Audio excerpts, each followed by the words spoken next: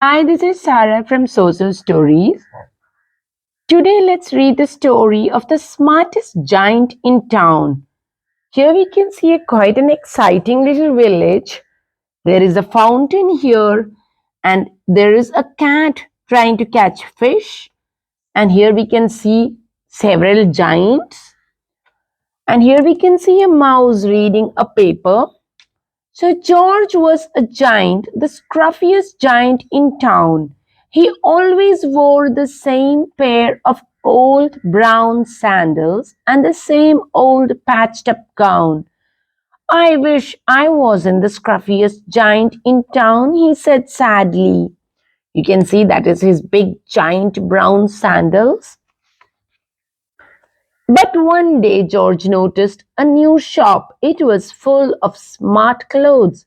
So he bought a smart shirt, a smart pair of trousers, a smart belt, a smart stripy tie, some smart socks with diamonds up the sides, and a pair of smart shiny shoes. Now I'm the smartest giant in town, he said proudly. George left his old clothes behind in the shop. He was about to go home when he heard a sound. On the pavement stood a giraffe who was sniffing sadly. What's the matter? Asked George. It's my neck, said the giraffe. It's so very long and so very cold. I wish I had a long warm scarf. Cheer up, said George, and he took off his stripy tie. It didn't match my socks anyway, he said, as he wound it round and round the giraffe's neck. It made a wonderful scarf. Thank you, said the giraffe. As George strode towards home, he sang to himself, my tie is a scarf for a cold giraffe, but look me up and down, I'm the smartest giant in town. George came to a river. On a boat stood a goat who was bleating loudly. What's the matter? Asked George. It's my sail, said the goat. It blew away in a storm.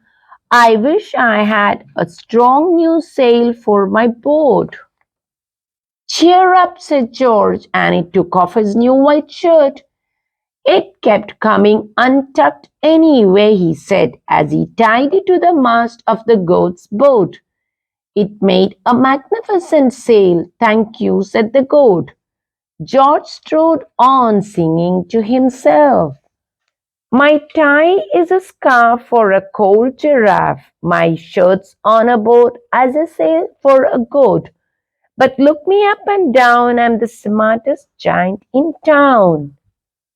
George came to a tiny ruined house. Beside the house stood a white mouse with lots of baby mice. They were all squeaking. What's the matter? Asked George. It's our house, squeaked the mother mouse. It's burned down and now we have nowhere to live. I wish I had a nice new house. Cheer up, said George, and he took off one of his shiny shoes. It was giving me blisters anyway, he said, as the mouse and her baby scrambled inside.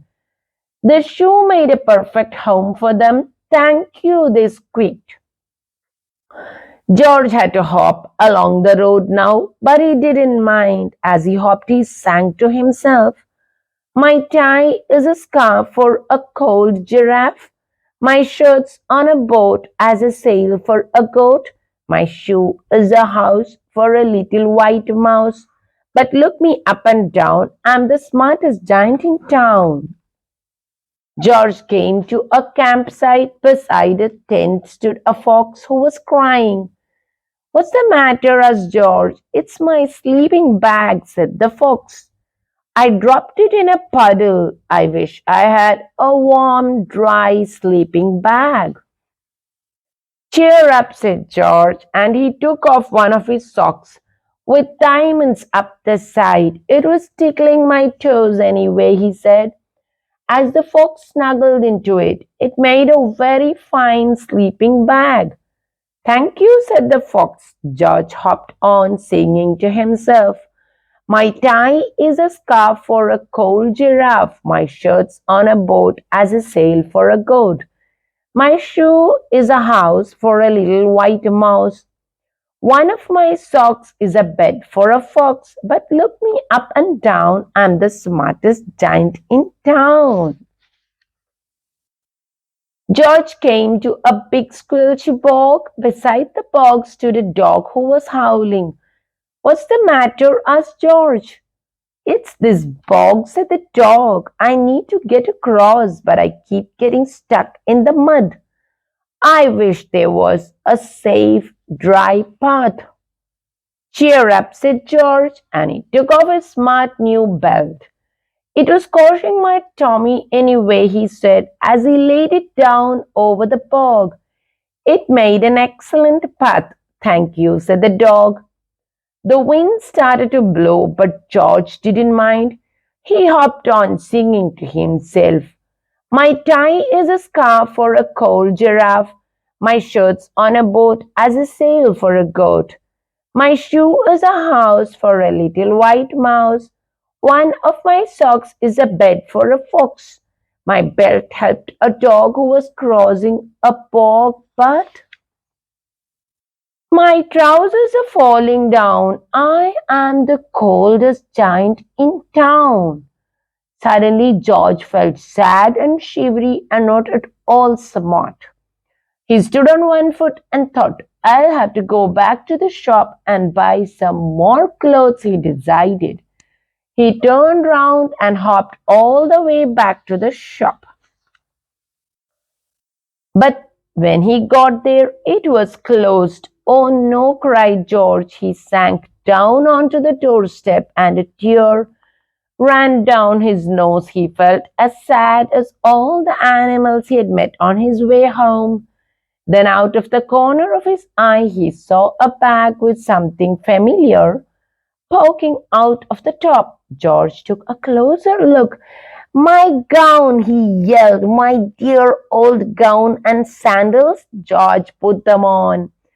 They felt wonderfully comfortable. I am the coziest giant in town, he cried, and he danced back home along the road.